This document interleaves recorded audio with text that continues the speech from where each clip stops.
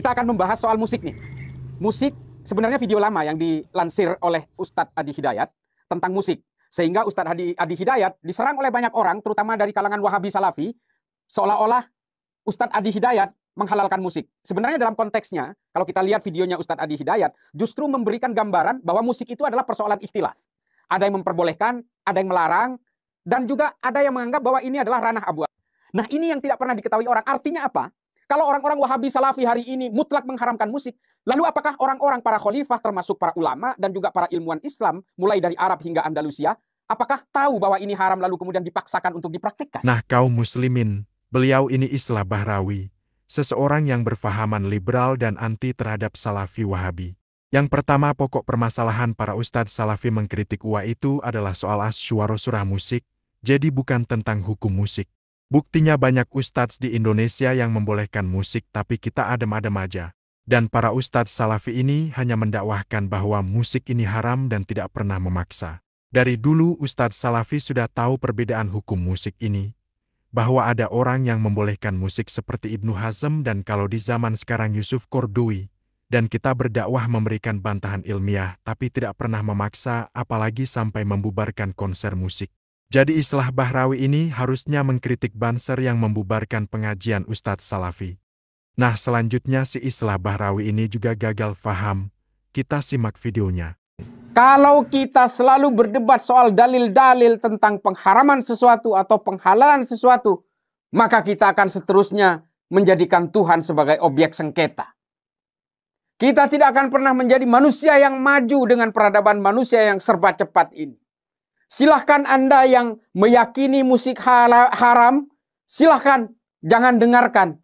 Jangan pakai ringtone di HP-nya. Jangan pernah mendengarkan musik dimanapun, di bandara, di mall, dan seterusnya. Jangan pernah datang ke mall, karena di mall juga banyak musik yang diputar. Jangan pernah ke bandara, karena di bandara juga ada musik. Jangan pernah nongkrong di restoran, kalau memang itu ada musik.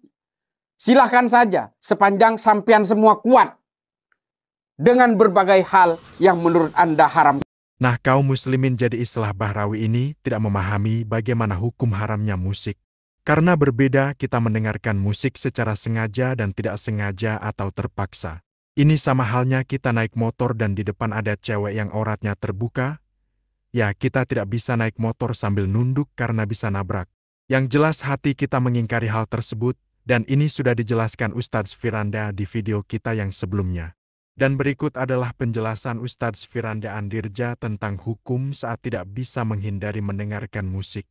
Jika kita pergi ke tempat makan atau mall, pasar, pasti ada musik yang dimainkan. Sikap kita bagaimana Ustaz? Ini Allah alam bisawab, kalau di tanah air kita disebut dengan mimma ta'umu bihi balwa, yaitu perkara yang tidak bisa kita hindari. Maka mudah-mudahan Allah ampuni, karena kita tidak sedang mencari untuk mendengar musik, tapi di mana-mana kita dengar musik. Kalau kita harus meninggalkan musik sama sekali, saya nggak bakalan ke Bali. Kenapa? Karena di pesawat pun saya dengar apa? Musik. Belum saya ketemu pramugari. Macam-macam ya. Repot. Terus gimana saya mau ke sini ceritanya? Ya, saya tidak akan pernah ke sini. Beda kalau kita di Madinah. Di Madinah, Masya Allah, kita masuk mall, kita dengar mengaji. Murotal dalam mall. Ini tidak, subhanallah, di Madinah itu indah. Masuk mall, dengar apa? Murotal. Di sini langsung saya ke mall, sholat di mall, musik masuk ke musola ya. Repot. Ya. Bahkan beberapa hari yang lalu ya, saya pergi makan di suatu restoran. Subhanallah. Yang diputar oleh pemilik restoran lagu-lagu tahun 90-an. Semua lagu itu saya hafal.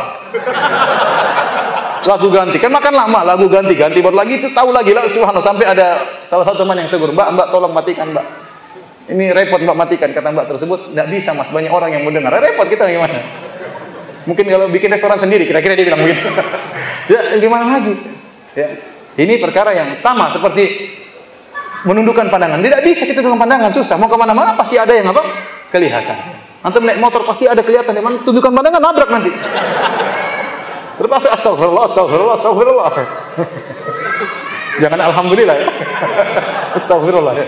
Ya, ada perkara-perkara yang tidak bisa kita hindari. Bukan kita menggampangkan, tapi tidak bisa kita hindari sama sekali. Baiklah kaum muslimin, jadi itu tadi penjelasan dari Ustadz Firanda Andirja. Dari penjelasan beliau kita tahu bahwa kita tidak dibebani sesuatu yang di luar kemampuan kita.